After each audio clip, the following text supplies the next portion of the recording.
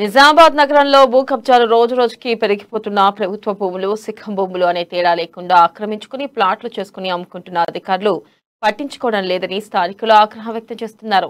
ఈ ముఠాలకు అధికార పార్టీ నాయకులే అండగా ఉంటున్నారని ఆరోపణలు సైతం వినిపిస్తున్నాయి.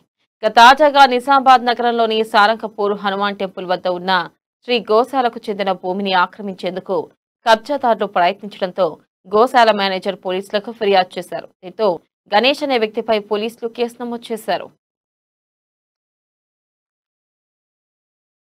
నేను శ్రీ గోశాల కమిటీకి జనరల్ సెక్రటరీ.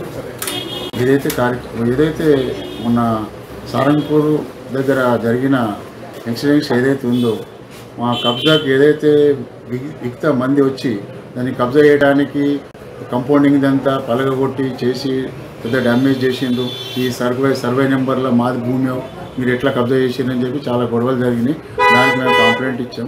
అది ప్రస్తుతాన్ని అది అసలు విషయం ఏంటంటే అది కనీసం 70 సంవత్సరాల నుంచి మా ఆధీనంలోనే ఉంది. ఆధీనంలో కాకుండా మా ఏదైనా గోవులది ఏదైనా ఇదైపోతే మేము ఎక్కడంటే అక్కడ పడేయలేము. ఎక్కడికి గోవులైనా కానీ నిజామాబాద్లో ఎక్కడ కూడా ఏదైనా గోవులు చనిపోతే కన్నం చేసేందుకు అక్కడ బొందలు చేసి అందులో కన్నం పెడుతుంటే ఉప్పు వగర వేసి ఇప్పుడు కూడా ఏ పద్ధతిలో మనం మనుషులు కూడా ఎలాగ చేస్తాము